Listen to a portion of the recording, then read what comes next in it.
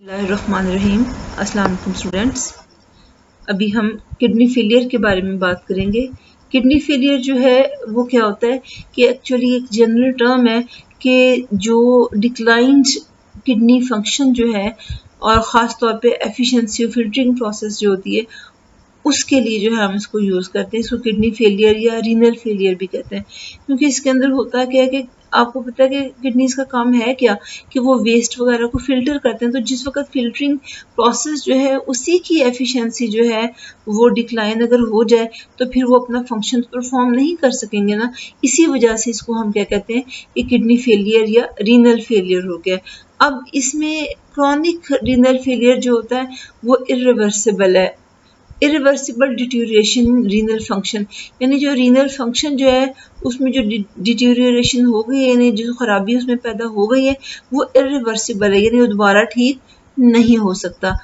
और ये ग्रेजुअल होता है। ग्रेजुअल मीन्स के एकदम से नहीं होगा, वक्फे मतलब ये कि मुस्तकिल थोड़ा थोड़ा सा ये बढ़ता रहता है, और लेकिन स्लोली प्रोग्रेसिव है। स्लोली प्रोग्रेसिव मीन्स कि कई साल लग सकते हैं इसको डेवलप होने में, तो इसलिए हम कहते हैं कि ये ग्रेजुअल और स्लोली प्रोग्रेसिव जो है वो होता है। इसके बाद हम कॉजेज़ की बात कर लेंगे। रीनल फेलियर जो उसकी कॉजेज़ क्या होती हैं, तो क्रॉनिक रीनल फेलियर जो है उसकी क्या क्या कॉजेज़ हो सकती हैं। सबसे पहली बात कि bacterial infection of the pelvis and surrounding tissue, यानी कि अगर पेल्विस जो है, जो लोअर एब्डोमिनल रीजन होता है वो, और उसके इर्द गिर्द जो टिश्यू है, तो अगर उसमें बैक्टीरियल इन्फेक्शन है तो क्या हो सकता है, तब भी जो है वो जो क्रॉनिक रीनल फेलियर हो सकती है। फिर नेफ्राइटिस है। नेफ्राइटिस क्या होती है, इन्फ्लेमेशन ऑफ ग्लोमेरुलाई, और जब ग्लोमेरुलाई जो है ही इन्फ्लेम्ड हो जाएंगे तो फिल्ट्रेशन होती कहाँ है, प्रेशर फिल्ट्रेशन हमने पढ़ी है ना, तो किस जगह पे होती थी, वो तो ग्लोमेरुलाई में होगी। तो लेकिन अगर वो इन्फ्लेम्ड है तो क्या होगा कि वो अपना फंक्शन परफॉर्म नहीं कर पाएंगे। इसके बाद डैमेज है due to high blood pressure, तो हाई ब्लड प्रेशर की वजह से भी किडनीज जो होते हैं उनके फिल्टरिंग प्रोसेस जो है अफेक्ट होता है और वो डैमेज हो जाते हैं। इसके बाद डायबिटीज़ मेलाइटस, जिसको आप शुगर भी कहते हैं आम लैंग्वेज में, तो ये भी जो है वो ऑर्गन्स जो होते हैं इसके उसके ऊपर बड़े बुरे इफ़ेक्ट्स होते हैं। तो स्पेशली किडनीज जो होते हैं उनमें जो होता है उनका फंक्शन जो होता है ये उसको काफ़ी ज़्यादा जो है डिस्टर्ब कर देता है। इसके बाद एक्यूट रीनल फेलियर होता है। तो डिफरेंस क्या है एक्यूट और क्रॉनिक में? क्रॉनिक जो होता है वो स्लोली प्रोग्रेसिव होता है और with the passage of time जो इंक्रीज होता है, लेकिन इरिवर्सिबल डैमेज है। लेकिन जो एक्यूट रीनल फेलियर है इसका क्या होगा कि ये शॉर्ट लिव्ड होता है, लेकिन ये एकदम से हो जाता है, यानी उसने तो टाइम लिया ना, कई साल लगा दिए उसने डेवलप होने में। लेकिन जो एक्यूट होता है इसमें क्या होता है, ये सडन चेंज आता है और ऑनसेट जो है इसका सडन होता है, लेकिन सीवियर होता है। तो और शॉर्ट लिव्ड है, ठीक भी हो सकता है। वो इरिवर्सिबल था, ये रिवर्सिबल है, ये ठीक भी हो सकता है। तो इसमें क्या क्या चीज़ें आ सकती हैं, इसमें हीमरेज ड्यू टू ट्रॉमा, जैसे कोई हादसा हुआ है तो उसके अंदर जो ब्लड लॉस होता है उसकी वजह से क्या होता है, ब्लड वॉल्यूम कम हो जाता है, तो उससे क्या होता है एक्यूट रीनल फेलियर हो जाता है। इसके अलावा वॉमिटिंग है, डायरिया है, तो इससे भी क्या है कि जो, क्योंकि जहाँ पर भी आपका जो ब्लड लॉस हो जाए या जो आपका वाटर जो है बॉडी से, यानी कि ब्लड वॉल्यूम जो कम हो जाए, तो उससे एक्यूट रीनल फेलियर जो है हो जाती है। तो वॉमिटिंग है, डायरिया, जिसमें ग्रेट लॉस ऑफ वाटर हो सकता है, तो उसकी वजह से भी एक्यूट रीनल फेलियर हो सकता है। फिर डायूरेसिस है। डायूरेसिस क्या होती है कि एक्सेसिव एक्सक्रीशन ऑफ यूरिन अगर हो रही है, यानी बहुत ज़्यादा यूरिनेशन हो रही है, तो उससे भी, फिर स्वेटिंग है अगर वो भी बहुत ज़्यादा हो रही है, तो तब भी जो है वो क्या होगा कि एक्यूट रीनल फेलियर हो सकती है। इसके बाद समटाइम्स ये होता है कि यूरेटर, ब्लैडर या यूरेथ्रा वगैरह में किडनी स्टोन्स होते हैं, तो उसकी वजह से भी क्या होता है कि वो फंक्शन जो किडनीज अपना परफॉर्म नहीं कर पाते, तो इस वजह से भी रीनल फेलियर होगी। फिर स्फीयर नेफ्राइटिस, जो अभी हम ऊपर पढ़ रहे थे कि नेफ्राइटिस क्या होती है कि इसके अंदर जो है वो जो है आपका फंक्शन जो है वो क्या होगा कि अभी जो इन्फ्लेमेशन क्योंकि हो जाती है ना ग्लोमेरुलाई में, तो वो अपना फंक्शन परफॉर्म नहीं कर सकते, तो इसकी वजह से भी क्या होता है एक्यूट रीनल फेलियर हो जाती है। अब जो है वो अभी ये मसला तो हो गया ना, कि फिल्टरिंग प्रोसेस सही नहीं हो रहा, तो फिर हमें उसके लिए क्या करना पड़ेगा। तो जो हमारे पास मैकेनिज्म है कि जो फौरी तौर पे, देखिए कुछ चीज़ें होती हैं लॉन्ग टर्म और कुछ होती हैं अभी फ़ौरन फ़ौरन करने वाली होती है, तो उसकी तो ज़िंदगी बचानी है ना। अगर क्योंकि यूरिया की कॉन्सेंट्रेशन बॉडी में बहुत ज़्यादा हो जाए तो वो तो हार्मफुल है बहुत ज़्यादा। तो इसलिए जो है कि उसको जो वेस्ट है उनको फ़िल्टर करना ज़रूरी है फ़ौरी तौर पे। दूसरा जो इसका एक परमानेंट हल है वो तो किडनी ट्रांसप्लांट है ना, वो एकदम से थोड़ी हो जाएगा। तो उससे पहले जब तक ये ट्रांसप्लांट के लिए वो तैयार नहीं है कि उसमें क्या होगा कि हम प्रोसीजर जो है अडॉप्ट करते हैं कि ताकि हम जो टॉक्सिन्स वगैरह जो उसकी बॉडी के अंदर है उनको क्या कर सकें, हम उसको फ़िल्टर कर सकें। और इसके लिए हम आर्टिफिशियल मेथड यूज़ करते हैं। और ये उस सूरत में किया जाता है कि जिस वक़्त किडनीज़ जो हैं वो अपना फंक्शन परफॉर्म नहीं कर सकते। तो इस जो है हम इसको जो प्रोसेस है, जो प्रोसीजर है, इसको हम रीनल डायलिसिस कहते हैं। अब डायलिसिस का जो प्रिंसिपल है वो वही है जो किडनीज़ जिस पे काम करते हैं, लेकिन ज़ाहिर है कि ये उतना एक्यूरेट तो नहीं किया जा सकता, तो इसीलिए इतना इफ़ेक्टिव, एफ़िशिएंट या थॉरो नहीं होता।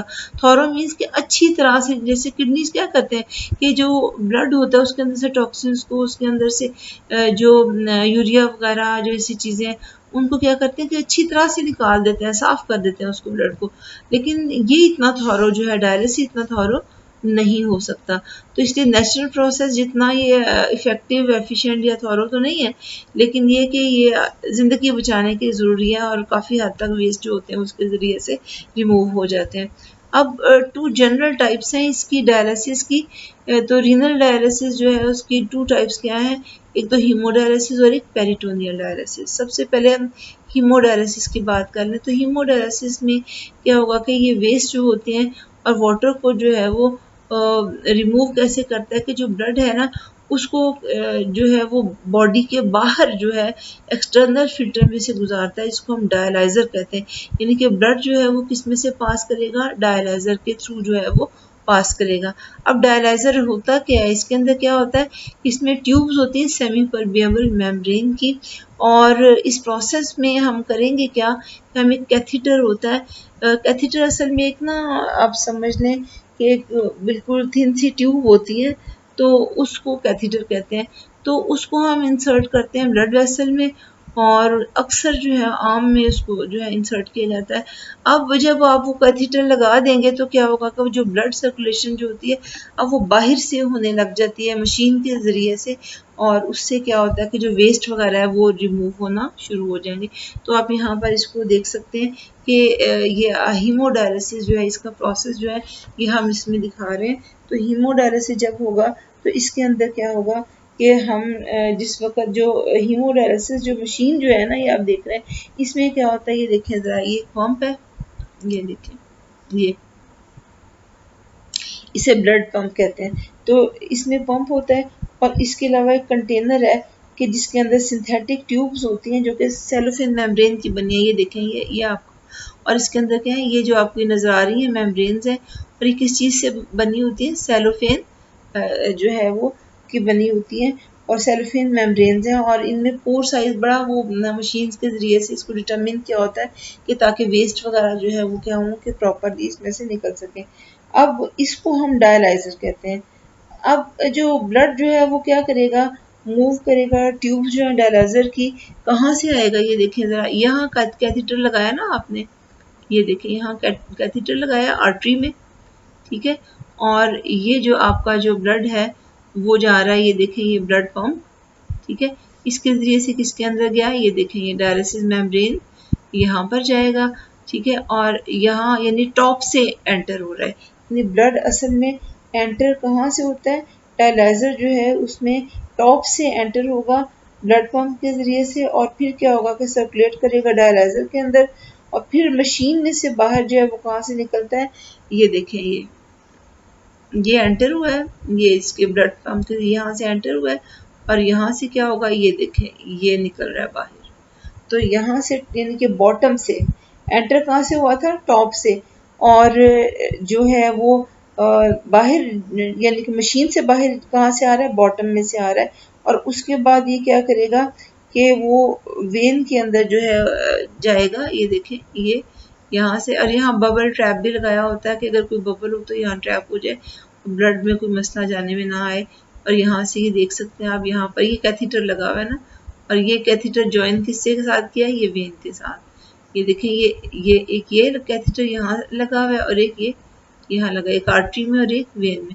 तो यहाँ से ब्लड क्या होगा कि वो मशीन में से होके वापस वेन में चला जाएगा, और क्योंकि अब इसमें से वेस्ट वगैरह रिमूव हो चुके हुए हैं, तो क्या होगा कि वो बॉडी में से यूरिया वगैरह जो होता है वो निकल जाता है। और दूसरे हार्मफुल भी होते हैं, सिर्फ ये नहीं कि यूरिया ही होता है, और भी कई हार्मफुल सब्सटेंसेस हैं वो भी उसके साथ ही रिमूव हो जाते हैं। अब जो डायलाइसेट है यानी कि डायलिसिस फ्लूइड है, उसको हम मशीन में कहाँ से, बॉटम से एंटर करते हैं। ये देखें, ये डायलिसिट है, और इसको हमने ये देखें, ये यहाँ पर अगर आप ये देखेंगे, हमने यहाँ पर ये सारी ये अरेंजमेंट की होती है। यहाँ पर है कंप्रेस्ड एयर और कार्बन डाइऑक्साइड है, और इधर क्या होगा कि यहाँ फ्रेश डायलिसिट है, जिसको हमने क्या करना है, ये देखें, ये इसका रूट है, ये यहाँ से बॉटम से एंटर होगा इसके अंदर।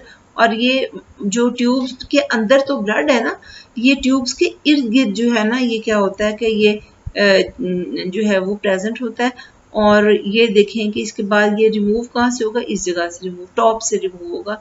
और ये हम ये देख भी सकते हैं, ये यूज्ड डायलिसिट बताया हुआ है, ये जो यूज हो चुका है। इसके अलावा हमने कांस्टेंट टेम्परेचर बात भी रखा होता है, ताकि क्या है, ये जो ब्लड का टेम्परेचर वही रहे जो कि बॉडी का टेम्परेचर है। अच्छा, अब इसके बाद क्या होगा कि हम जो है वो उसको मशीन में जो है वो डायलिसिट को जो कहाँ से हमने एंटर कहाँ से किया, बॉटम से।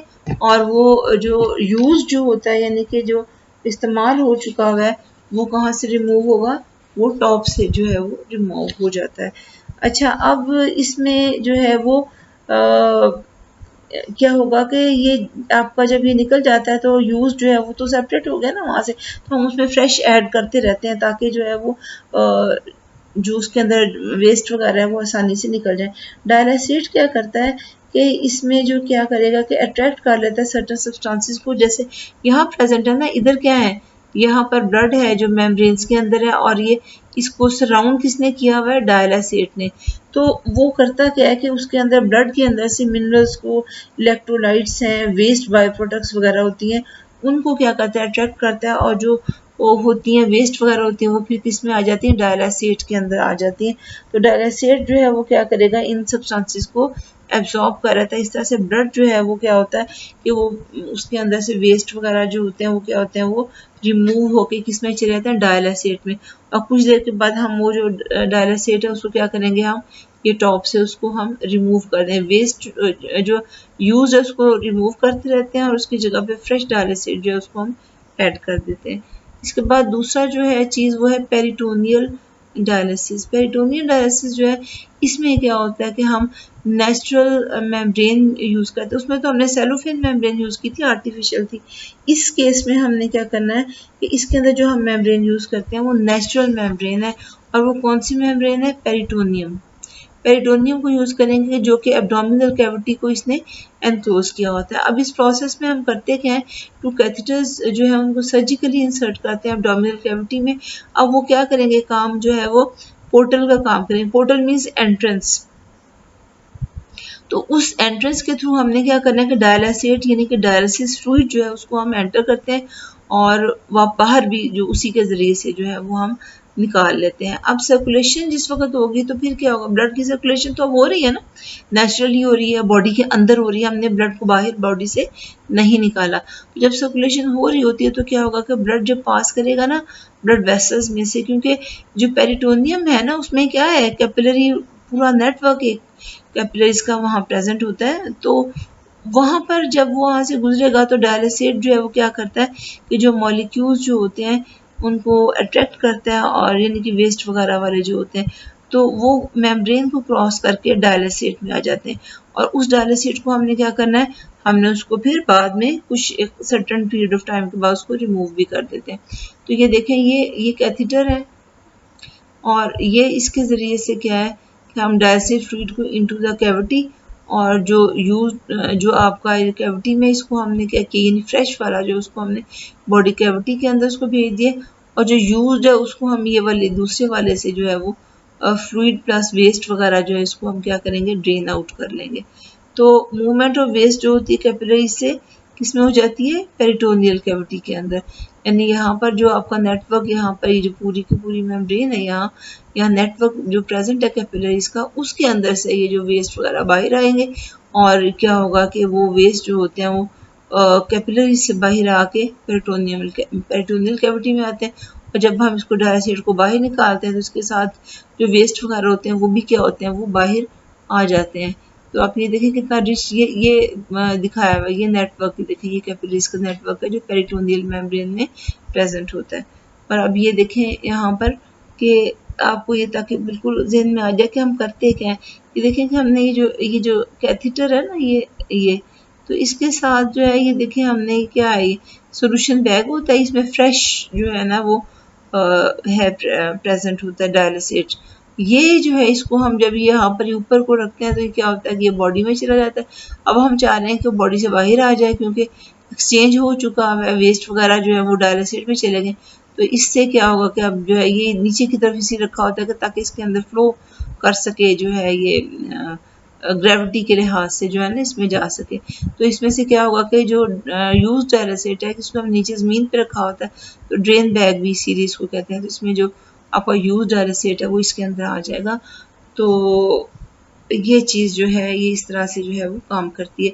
सो students, that's all for today. अल्लाह हाफिज़।